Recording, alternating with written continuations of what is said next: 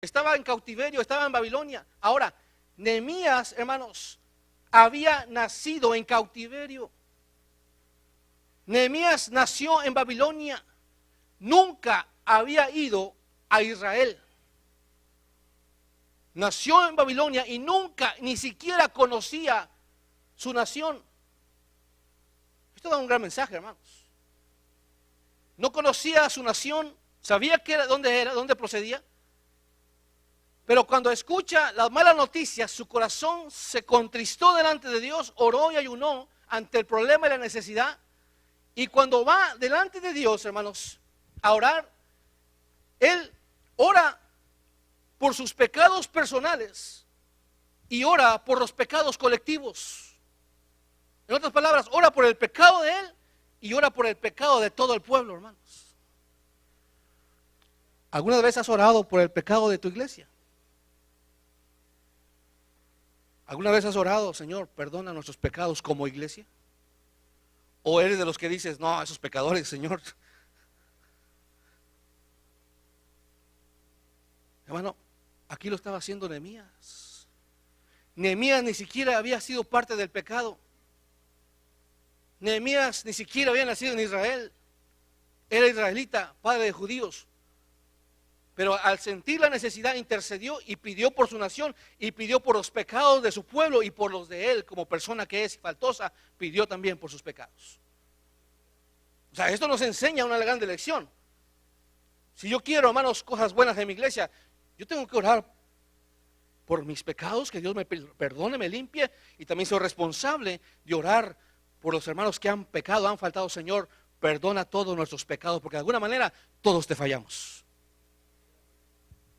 Perdona nuestros pecados como iglesia que somos, Señor. Perdona nuestros pecados, Señor.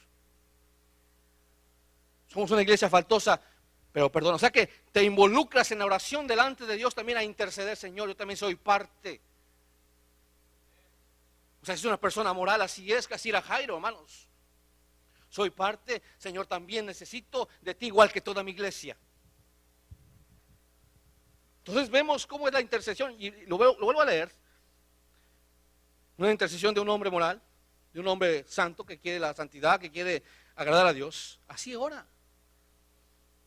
Esté ahora atento tu oído y tus ojos abiertos para oír la oración de tu siervo, que yo hago ahora delante de ti día y noche, por los hijos de Israel, tus siervos, y confieso los pecados de los hijos de Israel que hemos contra ti cometido. Y ni siquiera él había sido parte de la rebeldía de Israel, porque él nació muchos años después, 40 años después había nacido. Nació en Babilonia. Pero la intercesión de él es colectiva también, hermanos. ¿Por qué? Porque se preocupaba por su pueblo.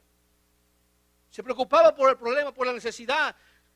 Y dice que hemos cometido contra ti, sí, yo y la casa de mi padre hemos pecado. O sea, este hombre dobló rodillas ante la necesidad y note la manera como clama al Señor, hermanos. ¿Por qué? Porque estamos hablando que del problema que podamos pasar o se nos enfrente, hermanos, tenemos que acudir al Señor, hermanos. Nehemías acudió al Señor. Jairo acudió al Señor ante la necesidad que estaba pasando, que era crítica, hermanos. Acudió a aquel que todo lo podía, hermanos. Yo le pregunto a usted, ¿a quién acude usted cuando tiene algún problema grave? ¿A quién acude y cómo pide al Señor? ¿Cómo está pidiendo a Dios? Tiene mucho que ver, hermano, la manera que pidamos y cómo actuamos. Regresamos para Lucas capítulo 8. Entonces, aquí hablamos de Jairo, hermanos.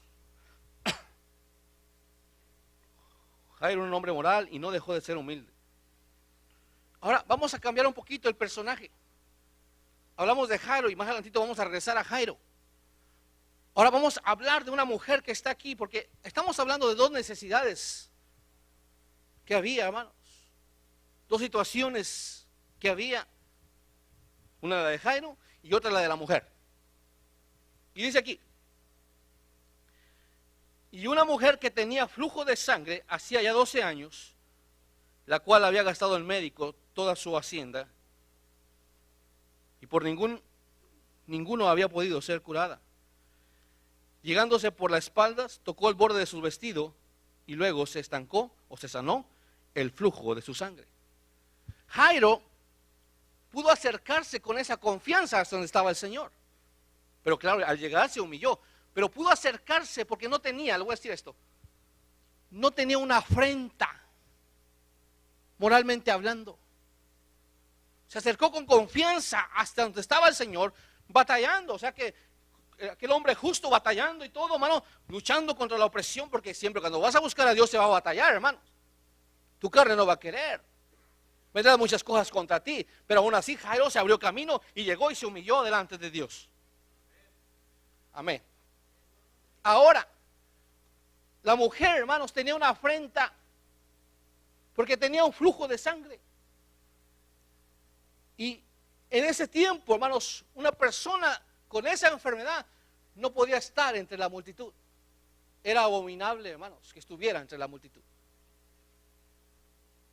Entonces, si ella, hermano, se acerca y la descubre, lo que ella era, lo que padecía, el pueblo la hubiera apedreado. La gente la hubiera apedreado. Entonces ella tenía una afrenta, hermanos, y tenía una necesidad en su vida espiritualmente, estaba enferma físicamente, pero tenía una afrenta. Pero vemos que también buscó la ayuda en el mismo que ayudó a Jairo, que iba a ayudar a Jairo. Ella también se acercó a buscar la ayuda en aquel que todo lo puede, en el Señor Jesucristo, hermano. Ahora veamos la mujer, la actitud que tomó. Vemos que era una mujer con flujo de sangre y vemos que tenía esa afrenta, hermanos. Entendemos cómo era la situación de ella y qué actitud tomó, hermanos. Yo pienso que estaba a la expectativa, quería ser sanada. Estaba en un gran problema también. Tenía necesidad igual que Jairo, pero ella no podía acercarse con confianza como lo hizo Jairo. Estaba avergonzada por su situación. Pero vemos que la actitud de ella, hermanos, fue de mucha fe. Fue valiente y fue humilde también, hermanos.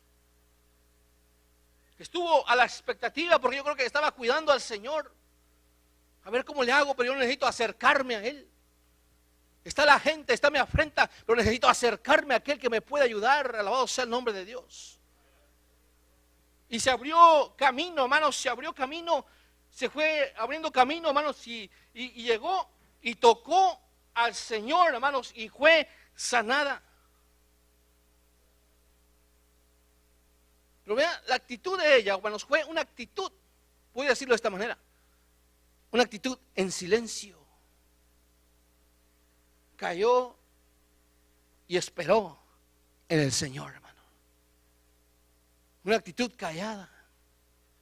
Una actitud callada, quizá de sus labios, pero en su corazón gemía por la salvación y la ayuda divina, hermanos.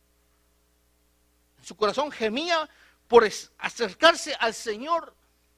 Su corazón estaba puesto, dispuesto para Dios, a buscarle, hermanos, en su necesidad que tenía. Ahora, vemos algo, que esta mujer, aquí vamos a leer, versículo 48, vamos a leer eso.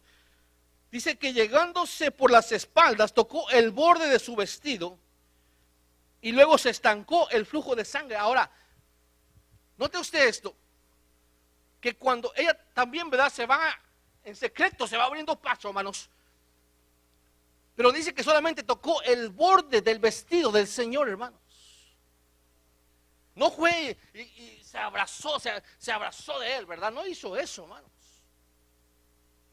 No fue o habló y dijo, Señor, no hizo lo mismo que Jairo, en silencio, hermanos, porque sabía su condición. Fue y tocó el borde, la orillita de su vestido, hermano. Pero llevaba fe esta mujer.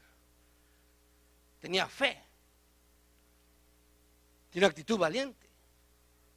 Deseos de buscar y encontrar ayuda del Señor. Porque eso es importante, hermano. Si tú quieres tener la ayuda de Dios, tienes que cambiar tu manera de pensar. Hermano, si yo quiero la ayuda de Dios, tengo que dejar el pecado. Tengo que renunciar a lo malo. O sea, no esperes recibir la ayuda de Dios sin renunciar al pecado. Quiero la ayuda y quiero pecar. No, hermano, eso no funciona.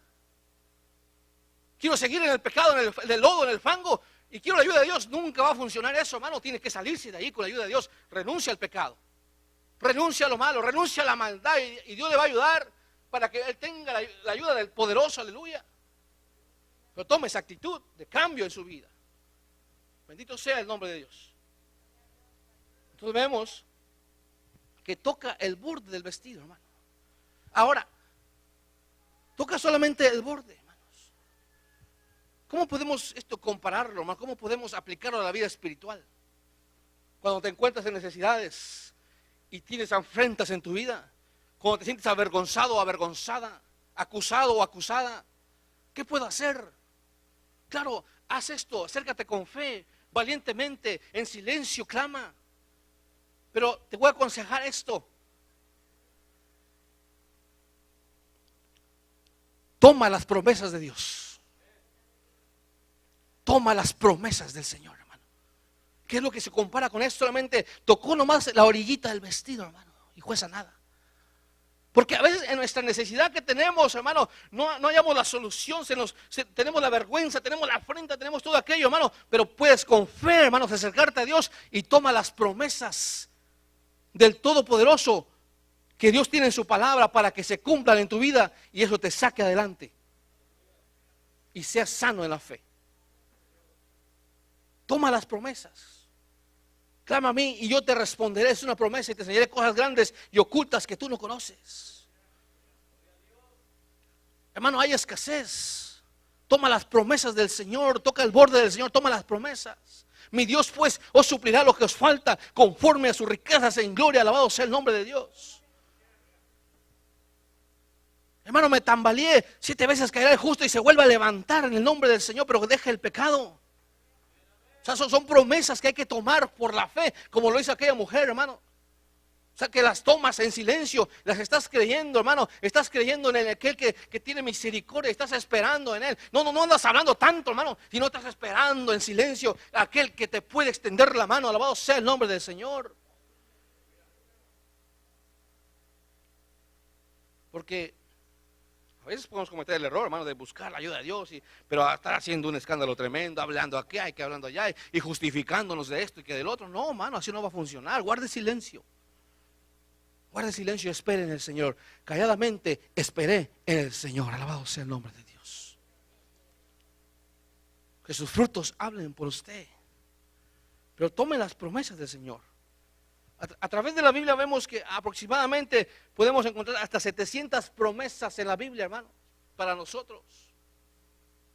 Pero a veces no las tomamos o no las estamos tomando, las promesas del Señor, hermano. En una ocasión había un hombre, está aquí, no se me duerma, por favor. Había un hombre, hermanos, que es una ilustración, que este hombre iba con el Señor caminando allá en el cielo. Y de repente ven un almacén, hermanos, grande. Y el Señor abre el almacén, lo abre. Y él pregunta, ¿qué es lo que hay aquí en este almacén, Señor?